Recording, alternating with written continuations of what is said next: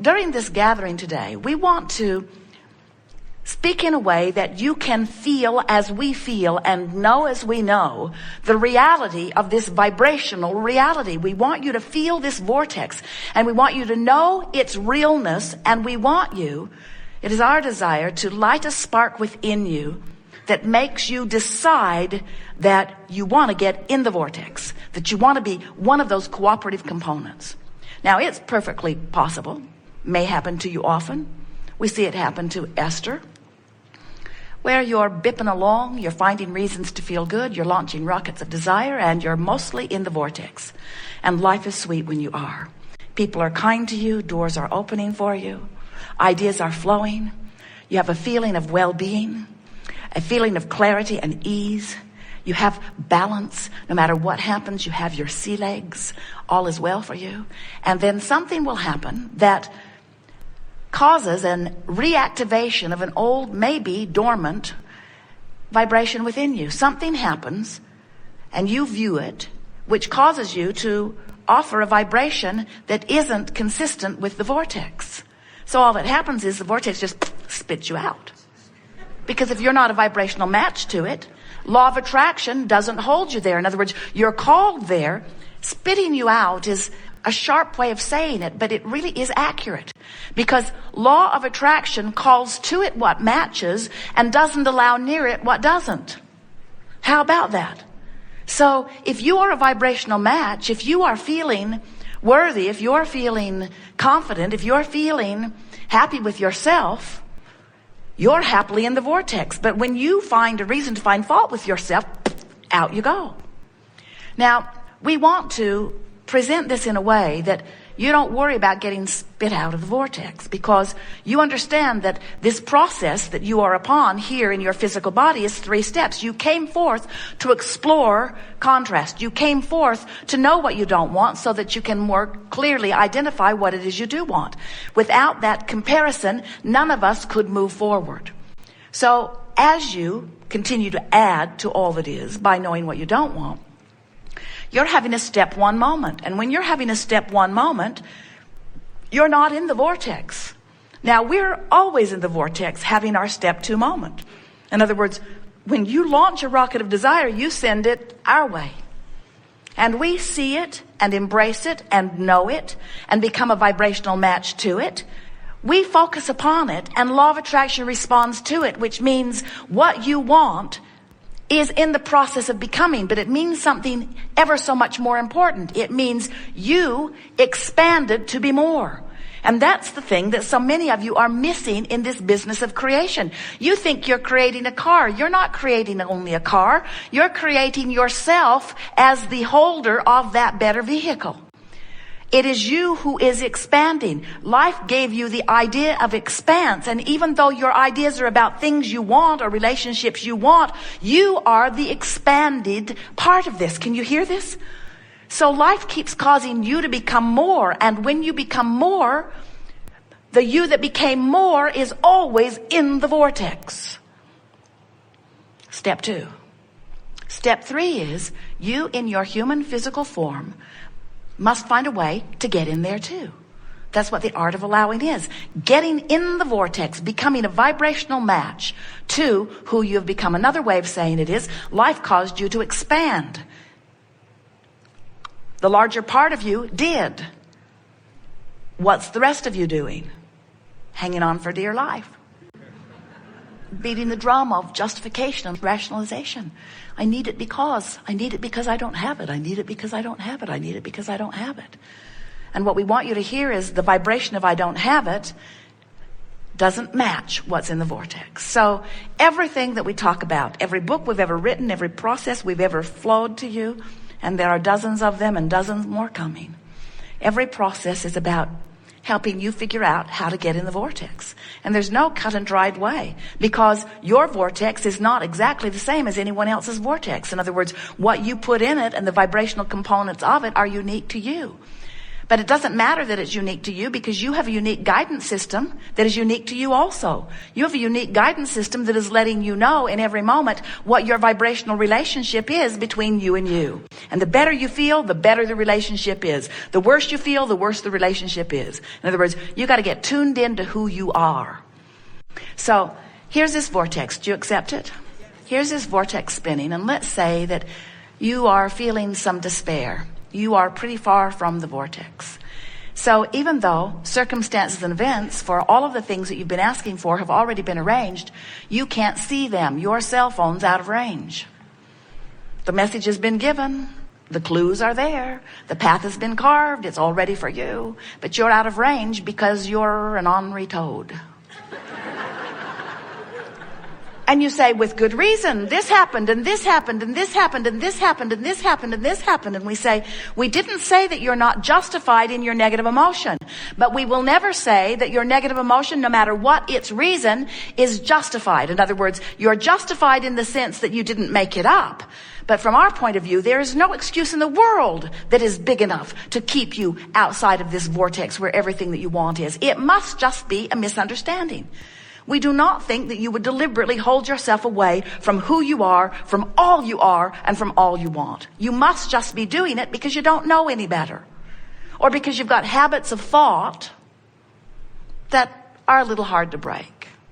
So this gathering is about figuring out how to change those thoughts, and therefore change that vibration, and therefore change that relationship, and therefore change that emotion, and therefore change the way things are manifesting in your experience. Now, we've been a little heavy here because you are powerful in your desire. And you're doing extremely well. Look how well things are going. But in order for things to go even better, you've got to make peace with how things are already going.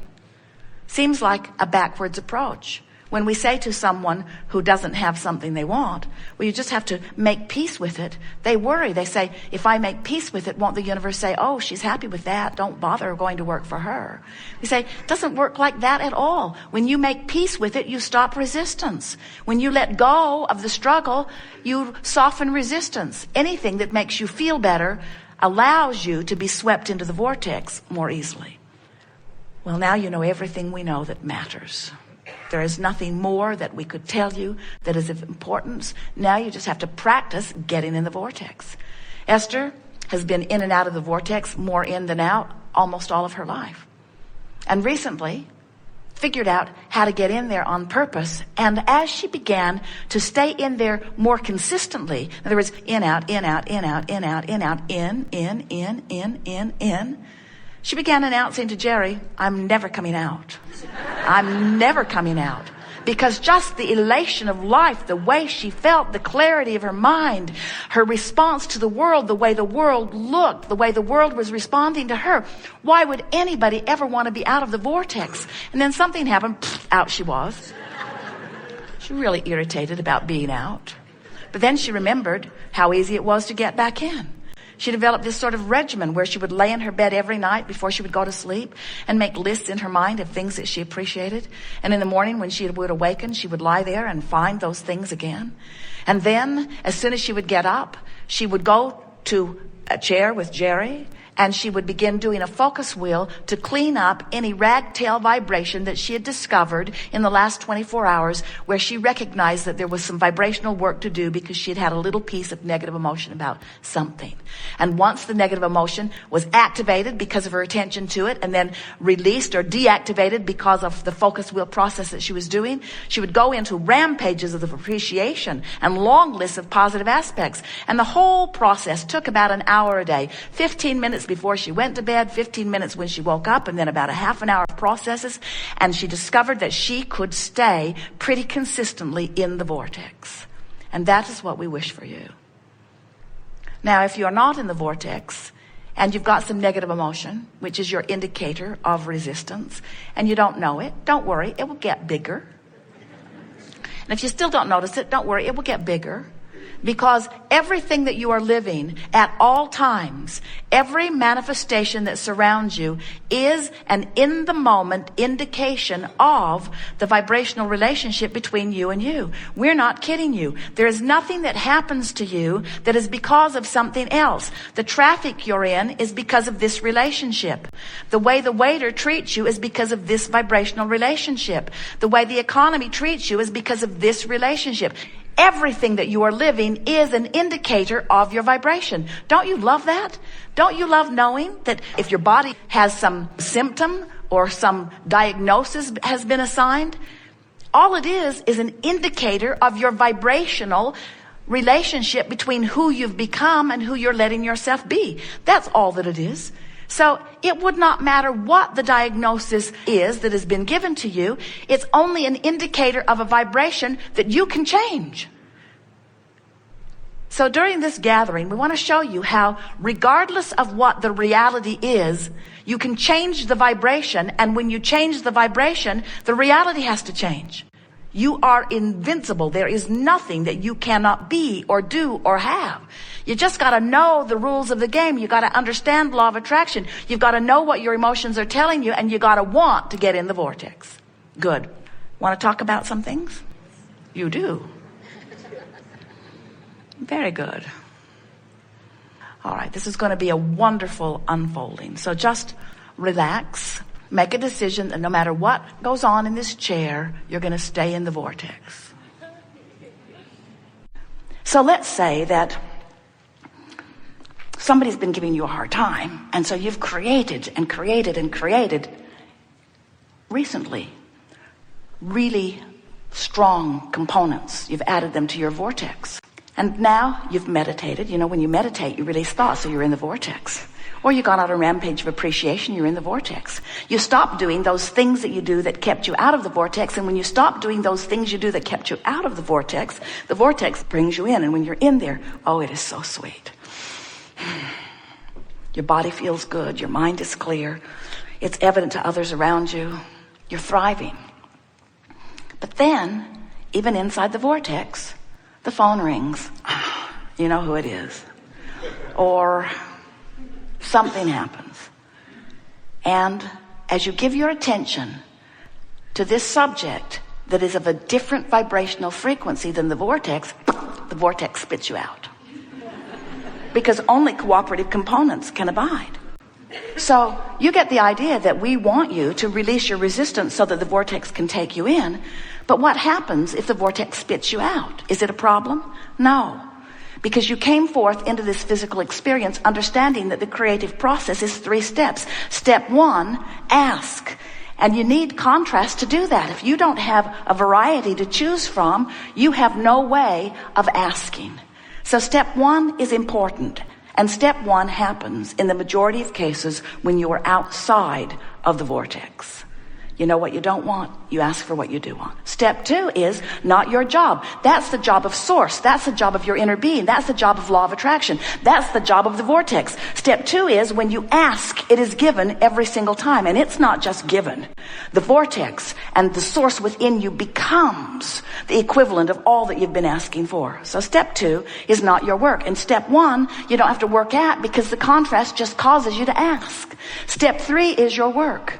And what is step 3? Step 3 is to be conscious and aware of the way you feel, reaching for the best feeling thought you can find from wherever you are, so that you will allow the vortex to take you in. Allow your entry into the vortex. If we were standing in your physical shoes, we would be eagerly aware of this vortex of creation. But we would not freak out when we're having a step 1 moment. When you're having a step 1 moment, understand your relationship to the vortex. Say to yourself, I'm ornery as I can be as I'm having this step 1 moment, but the good news is I'm putting things in the vortex. In other words, at least be aware that that's what you're doing. And then say, and I know the happy old vortex is over there just spinning around, gathering all the cooperative components, but for now I intend to just complain. Because in my complaining, I'm adding more to the vortex. That's my justification. And we say, yes, you are.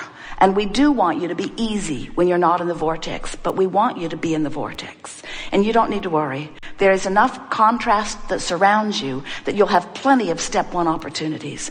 Let your dominant intent be to be in the vicinity of the vortex. Let this loving, God-force vortex bring you in. Let yourself be all that you have become.